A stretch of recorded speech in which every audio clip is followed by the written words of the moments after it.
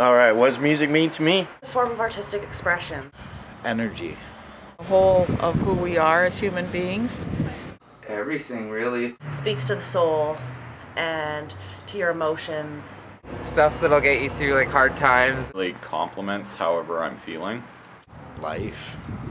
Feeling. Calms a savage beast. Taps into the wonderful dimension of spirit. I feel like you could relate to it a lot. It's fun. It takes us to places that nothing else can. It's the one thing that will give me a lift and pick me up.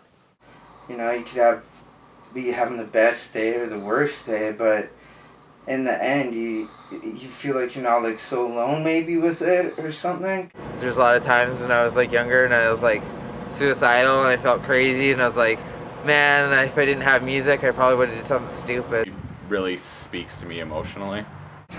Music is wonderful and it's so relaxing. It can be uplifting, invigorating, and it's always part of my day, every day. Music for all occasions. I think music is there to help people like be themselves and just do what they want to do. We need more of that. I think it equalizes our energy. And it's a picker-upper. I think of music as a measurement of time. Like if I'm in a really sad place, I tend to listen to music that's complements that. Or same with like if I'm feeling angry. That's just what it is to me. Music has helped me out when I didn't feel good. I listened to music. Sometimes you might feel like really alone. You listen to a song and you're like, well, okay, there's a lot of other people feel that same way. So it's really like just expression. You really feel what the artist is feeling. It's a huge topic that people have been talking about and arguing about and theorizing about for millennia, actually. The subtleties of the communication that happens through music, I think, are largely mysterious and probably always will be. There's also so much of it is kind of like, maybe people would say situated meaning or associative meaning, which is like if you grow up in a house that has this kind of music, or you go to church, or if your mother sang these kinds of songs, or if when you were younger, you know, you had certain kinds of musical experiences. These things kind of have deep kind of memory and deep emotional kinds of affiliations in your psyche, and so it can be very powerful, and people hear songs that make them cry because it reminds them of their father who died, or they hear these different things where it reminds them when they were first in love, or whatever it is, you know, particularly when you're younger and you're having new and powerful experiences.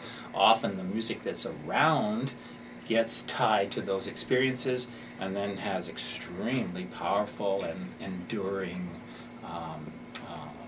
emotional meaning for people. It's not the particular scales or the particular notes that give it the meaning, it's the context and the cultural and social and your experience around them that cause that.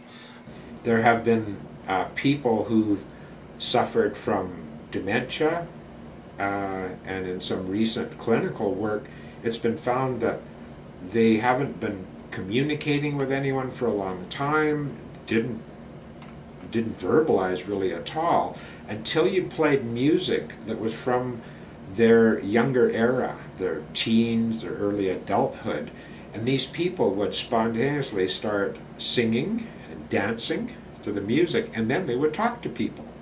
And some of them hadn't communicated with anyone for a couple of years.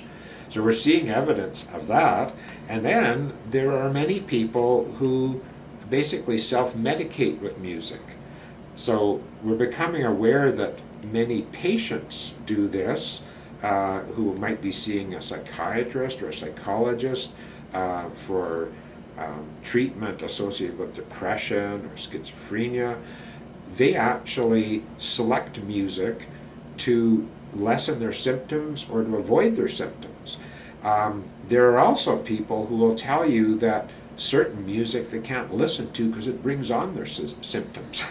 So people are paying a lot more attention to music now and realizing that after all, a lot of the time psychological disorders have such a strong emotional component to them. We've been ignoring music. Probably music is part of our experience of life, and especially our emotional life. And there are two schools of thought on this. One is that the cadences of sounds in music actually sound similar to the cadences of sound in people's language. For instance, if they're saying something very happy and their voice is highly intonated and bouncing around, or if they're telling you something really sad, their voice tends to drop in frequency and in volume. And so some people have said, oh, well, music just has to sound like a person's voice saying something, and then the people who hear that music will have that emotion.